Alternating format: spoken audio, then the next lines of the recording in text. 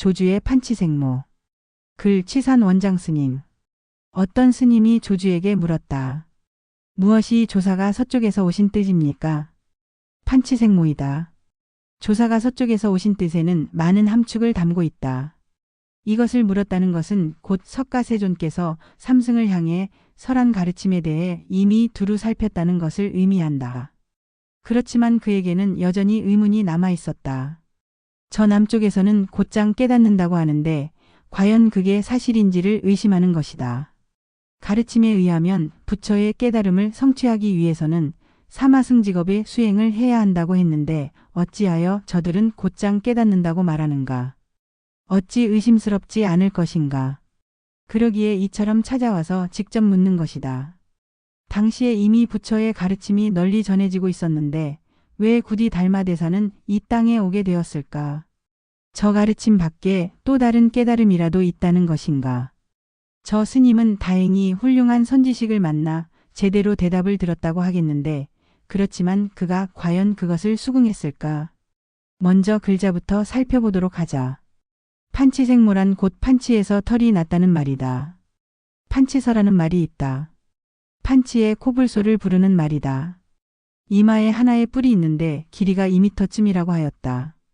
옛사람은 어째서 자세히 설명해주지 않고 그저 네 글자만을 보였을까? 참으로 전광석화 가운데에서 부처의 일대장교뿐만 아니라 달마조사의 뜻을 드러내 보였다고 하겠다. 저 날카로운 눈을 갖춘 자가 아니라면 어찌 곧장 알아차릴 수 있을 것인가? 여기에 대해 옛사람은 노래하였다. 9년 면벽으로 스스로 공연이 잠겼으니 어찌 당초에 한 구절을 전하는 것과 같으리요. 판치생모에 오히려 이리니 석인이 사가의 배를 밟았다. 시험 삼아 잠시 풀어보도록 하자. 스스로 공연이 잠겼으니라고 한 것은 곧 달마대사는 누구를 위해 굳이 9년을 면벽했느냐는 것이다. 당초에 한 구절을 전하는 것과 같으리요라고 한 것은 곧 당시에 조주가 거기에 있었다면 굳이 벽을 바라보고 앉아있는 오랑캐 스님이라는 소리를 듣지 않았을 거라는 것이다. 판치생모가 오히려 1인이라고 한 것은 곧 여기에 이르러서는 저 머리도 바르고 꼬리도 바른 선타객이라는 것이다. 석인이 사가의 배를 답하였다는 것은 곧 여기에는 저 화산의 해타고 조주의 끽다거의 뜻이 있다는 것이다. 질문 무엇이 사가의 배인가?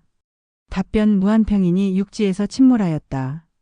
질문 석인이 사가의 배를 담도록 밟았다는 것이 무슨 말인가?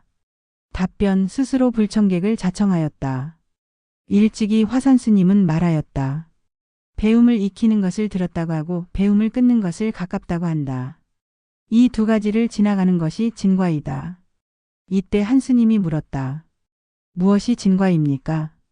화산 스님이 말했다. 해타고. 무엇이 진제입니까? 해타고. 다시 스님이 물었다. 즉심즉불은 묻지 않겠습니다. 무엇이 비심비불입니까? 해타고. 또한 물었다. 향상인이 올 때라면 어떻게 맞이하시렵니까? 해타고. 여기에서 해타고는 곧 북을 칠 줄 안다는 말이다. 저 화산 스님은 스스로가 북을 칠 줄 안다고 말한 것이다. 그리고 조주 스님에게는 끽다거라는 말이 있었는데 이는 곧 차를 마시라는 말이다. 그렇지만 고금의 허다한 자들이 그저 차를 마시고 만사를 쉬라는 정도로 알 뿐이다. 저마다 왕과 같은 기상을 가진 자들은 많은데 어째서 사거리에는 한 사람도 보이지 않는 것인가?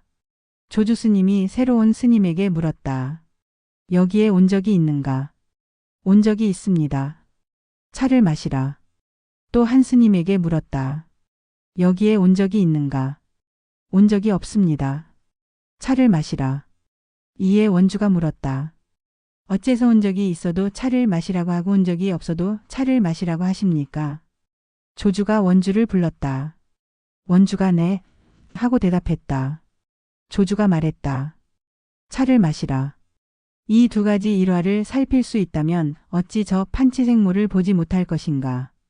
예로부터 달마대사를 판치노안이라고 불렀는데 오직 앞니 하나만이 돌출한 늙은이라는 말이다. 그런데 지금 조주 스님은 이 앞니에 털이 생겼다고 말하고 있다. 옛사람이 이렇게 말한 뜻이 결국 어디에 있겠는가?